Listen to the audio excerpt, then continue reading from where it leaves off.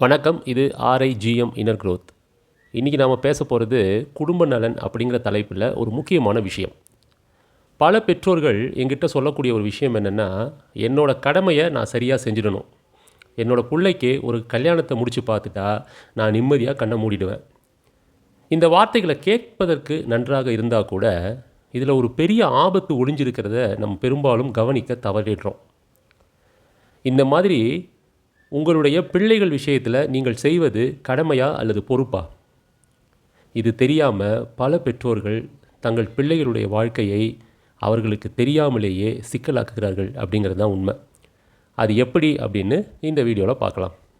உதாரணத்துக்கு, பிள்ளைகளுக்கு திருமணம் செய்து வைப்பதை ஒரு கடமையாக நினைக்கக்கூடிய பெற்றோர்கள் எப்படி செயல்படுறாங்க தெரியுமா? எனக்கு வயசாயிடுச்சு, நான் சாகிறதுக்குள்ளே இதை பார்த்துடணும், சொந்தக்காரங்க கேட்குறாங்க, இதுதான் அவங்க மனசில் இருக்கிற எண்ண ஓட்டமாக இருக்கும். இங்கே அவங்க பிள்ளைகளோட விருப்பம், அவர்களோட மனப்பக்குவம், அந்த திருமணத்திற்கு அவங்க தயாராக இருக்காங்களா அப்படின்னு எந்த ஒரு விஷயத்தையுமே அவங்க கவனிக்க மாட்டாங்க. அங்கே ஒரு பயமும் அவசரமும் மட்டும்தான் இருக்கும். ஆனால் இதையே ஒரு பொறுப்பாக நினைக்கும் பெற்றோர்கள் அதை எப்படி அணுகுவாங்க தெரியுமா?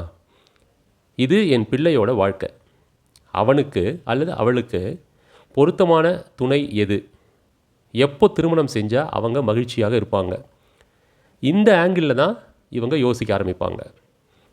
கடமை அப்படிங்கிறது உங்களை எப்போ பார்த்தாலும் ஓட வச்சுக்கிட்டே இருக்கும். பொறுப்பு அப்படிங்கிறது உங்களை உணர வைக்கும். கடமை என்பது முடிக்க வேண்டிய ஒரு டாஸ்க், பொறுப்பு என்பது வளர்க்க வேண்டிய ஒரு லைஃப். புகழ்பெற்ற தத்துவஞானி ஓஷோ இதை பற்றி ரொம்ப அழகாக சொல்கிறார். உங்களுடைய பிள்ளைகள் உங்கள் வழியாக வந்திருக்கலாம், ஆனால் அவர்கள் உங்களிடமிருந்து வரவில்லை, அவர்கள் உங்களுக்கு சொந்தமானவர்கள் அல்ல அப்படின்னு சொல்கிறாரு. மேலும் இன்னொரு உதாரணமும் சொல்லுவார். பெற்றோர்கள் ஒரு வில் போன்றவர்கள், பிள்ளைகள் அந்த வில்லிலிருந்து புறப்படும் அம்பை போன்றவர்கள். ஒரு வில்லின் வேலை அந்த அம்பு இலக்கை நோக்கி சீராக பாய்வதற்கு தன்னை வளைத்து கொடுப்பது மட்டுமே. அந்த அம்பு எங்கே போக வேண்டும் என்பதை வில் தீர்மானிக்க முடியாது. இந்த பெற்றோர்கள் செய்ய வேண்டியது எல்லாமே என்ன தெரியுமா? அந்த அம்பு அதன் இலக்கை அடைய தேவையான சக்தியையும் நேர்த்தியையும் கொடுப்பது மட்டும்தான். அதுதான் உண்மையான பொறுப்பு அப்படிங்கிறது ரொம்ப ஆணித்தரமாக சொல்கிறாரு. ஒரு சின்ன கதைங்க. ஒரு கழுகு முட்டை தெரியாமல் ஒரு கோழி பண்ணையில் விழுந்துடுது. அந்த கோழி அந்த கழுகு முட்டையை தன்னோட முட்டையாகவே நினச்சி அடகாக்குது. கழுகு குஞ்சு வெளிவருது. அது ஒரு கழுகு என்பதையே மறந்து மற்ற கோழிகளைப் போலவே மண்ணை கிண்டி புழுக்களை தின்னு அப்படியே வளர்ந்துக்கிட்டு வருது. அதன் பெற்றோர், அதாவது கோழிகள் இருக்கு இல்லையா, தன் கடமையை சரியாக செய்தது. அதாவது தீவனம் போட்டது, அந்த கழுகு கொஞ்சம் பாதுகாத்தது. ஆனால் தன் பிள்ளை ஒரு கழுகு, அது வானத்தில் பறக்க வேண்டியது அப்படிங்கிற பொறுப்பை அவங்க உணரலை. இதே போல தான் பல பெற்றோர்கள் தங்களுடைய பிள்ளைகளை தங்களைப் போலவே மாற்ற நினைப்பது மட்டுமே கடமை அப்படின்னு நினைக்கிறாங்க.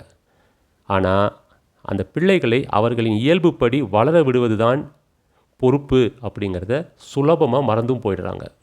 ஆர்ஐஜிஎம் மாடலில் சொல்ல விரும்புவது இதுதான். முதல்ல கவனியுங்கள். உங்கள் பிள்ளைகளோட விருப்பம் என்ன, அவங்களுடைய தகுதி என்ன அப்படிங்கிறத அவங்கக்கிட்ட பேசி தீர்மானித்த பிறகு அவங்க மனசுலேயும் ஒரு தெளிவு கிடைக்கும், உங்களுக்கும் உங்கள் பிள்ளைகள் பற்றிய ஒரு தெளிவான அனுபவம் கிடைக்கும். இரண்டாவது, பேசுங்க. உங்களுடைய ஆசையை உங்கள் பிள்ளைகள் மேலே திணிக்காமல் அவங்களோட மனசை ஒரு நண்பரை போல கேட்டு அறிந்து கொள்ளுங்கள். அப்போது உங்களால் யூகிக்க முடியாத பல விஷயங்கள் அவங்க மனசில் இருக்குது அப்படிங்கிறது உங்களுக்கு தெரிய வரும். மூன்றாவதாக, கால அவகாசம் கொடுங்கள். இந்த சமூகம் சொல்லும் காலக்கெடுவை விட உங்கள் பிள்ளைகளோட மனப்பக்குவத்திற்கு முக்கியத்துவம் கொடுங்கள். இந்த வயசில் கல்யாணம் பண்ணணும், இந்த வயசில் குழந்தை பெற்றுக்கணும் அப்படின்னு சமூகம் கொடுத்திருக்கிற வரையறைகள் ஒரு பக்கம் இருந்தாலும், உங்கள் பிள்ளைகளுடைய மனக்கட்டமைப்பு, அவர்கள் எதிர்காலத்திற்காக செல்லக்கூடிய ஒரு வழி, இதையெல்லாம் கவனத்தில் கொள்ள வேண்டியது மிக முக்கியம். பெற்றோர்களே, கடமையை முடித்துவிட்டு ஓய்வெடுக்கணும் அப்படின்னு நினைக்காதீங்க. பொறுப்பை ஏற்றுக்கிட்டு அவங்களோட வாழுங்க. இந்த வாரம் உங்கள் பிள்ளைகளிடம் மனம் விட்டு பேசுங்கள். இந்த வீடியோ உங்களுடைய குடும்பத்தில் ஒரு மாற்றத்தை ஏற்படுத்தினால் எனக்கு ரொம்ப சந்தோஷம். ஷேர் பண்ணுங்கள். அடுத்த வாரம் சமூக உறவுகள் அப்படின்ற ஒரு தலைப்பில் சந்திக்கலாம். நன்றி. இது RIGM inner growth. Upgrade your mind, upgrade your life. நான் ராஜேஷ், வாழ்வியல் பயிற்சியாளர்.